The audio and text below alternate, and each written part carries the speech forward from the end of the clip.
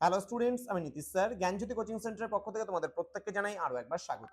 তো স্টুডেন্টস, আজকে আমি তোমাদের সঙ্গে আলোচনা করব এনইপি 4 ইয়ার আন্ডার গ্র্যাজুয়েট প্রোগ্রামের অধীনস্থ যে সমস্ত ছাত্রছাত্রীরা যারা নর্থ বেঙ্গল ইউনিভার্সিটি আন্ডারে 4th সেমিস্টারে পড়াশোনা করছো, মেজর কোর্স রয়েছে, তাদের আজকে ভিএসি আন্ডারস্ট্যান্ডিং ইন্ডিয়া তোমাদের ইউনিট 5 বা পঞ্চম অধ্যায় থেকে ভারতীয় অর্থনীতি থেকে বেশ কয়েকটি গুরুত্বপূর্ণ প্রশ্ন মিশ্র অর্থনীতি থেকে আজকে আলোচনা করব। যারা এখনো আমাদের চ্যানেলটিকে সাবস্ক্রাইব করনি, সাবস্ক্রাইব করে পাশে থাকা বেল আইকন অল প্রেস করে যাতে নেক্সট টাইম থেকে কোনো ভিডিও আপলোড করলে তার নোটিফিকেশন পেতে পারো। আমাদের চ্যানেলটিকে অল সাবস্ক্রাইব করে রাখো।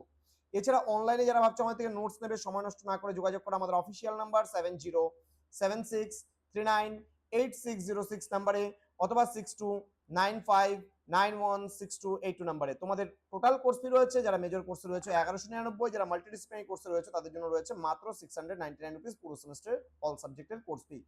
তো দেরি না করে আজই যোগাযোগ করো আমাদের সঙ্গে এবং যুক্ত হয়ে যাও আমাদের অনলাইন ক্লাসে। প্রথম প্রশ্ন, ভারতের অর্থনীতি কি ধরনের? এটা হবে মিশ্র অর্থনীতি, কিন্তু অপশন সি সঠিক উত্তর। নেক্সট, মিশ্র অর্থনীতি বলতে কি বোঝায়? বলেছে বি নাম্বার অপশনটা, সরকারি ও বেসরকারি উদ্যোগের সহাবস্থানকে বলা হয় মিশ্র অর্থনীতি। নেক্সট চলে আসবো পরবর্তী প্রশ্নে, ভারতীয় অর্থনীতিতে মিশ্র অর্থনীতির ধারণাটি কোন পঞ্চবার্ষিকী পরিকল্পনার সময় গৃহীত হয়েছিল? এটা দ্বিতীয় পঞ্চবার্ষিকী পরিকল্পনা হবে। মিশ্র অর্থনীতির প্রধান বৈশিষ্ট্যগুলো কি? ব্যক্তিগত রাষ্ট্রীয় মালিকানার সহাবস্থান। ওকে, নেক্সট চলে আসবো, মিশ্র অর্থনীতিতে সরকার কোন ক্ষেত্রগুলিতে হস্তক্ষেপ করে? এটা হবে জাতীয় নিরাপত্তা ও জনগুরুত্বপূর্ণ প্রতিষ্ঠান। নেক্সট রয়েছে ভারতের মিশ্র অর্থনীতির কাঠামোতে কোনটির গুরুত্ব বেশি ছিল? এটা হবে সরকারি ক্ষেত্রের গুরুত্ব কিন্তু বেশি ছিল। নেক্সট প্রশ্ন চলে আসবে, একটি মিশ্র অর্থনীতিতে সম্পদের ব্যক্তিগত মালিকানার উপর কি ধরনের নিয়ন্ত্রণ থাকে? এটা হবে সীমিত ও সামাজিক কল্যাণমূলক নিয়ন্ত্রণ। সীমিত ও সামাজিক কল্যাণমূলক নিয়ন্ত্রণ।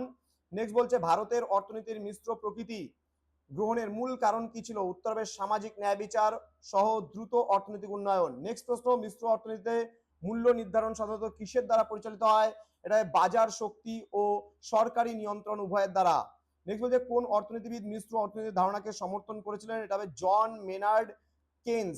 ওকে, তো এর পরবর্তী যে ক্লাসটি আসবে সেটা হচ্ছে পরিকল্পনা কমিশনের উপর যে এমসিকিউ গুরুত্বপূর্ণ প্রশ্ন আছে ইউনিট 5 থেকেই, সেগুলো নিয়ে পার্ট 2 ভিডিও নিয়ে খুব তাড়াতাড়ি হাজির হব তোমাদের সামনে। তোমরা যারা এখনো আমাদের চ্যানেলটিকে সাবস্ক্রাইব করনি, সাবস্ক্রাইব করে পাশে থাকা বেল আইকন অল প্রেস করে দাও যাতে নেক্সট টাইম থেকে কোনো ভিডিও আপলোড করলে তার নোটিফিকেশনটা তুমি সবার আগে পেতে পারো। এছাড়া অনলাইনে যুক্ত হতে চাইলে আমাদের অফিসিয়াল নাম্বারে যোগাযোগ করো অতি সত্বর। দেখা হচ্ছে খুব তাড়াতাড়ি আরো একটা নতুন ক্লাস নিয়ে। তোমরা প্রত্যেকেই ভালো থেকো, সুস্থ থেকো। Thank you so much, thanks for watching after all, thank you.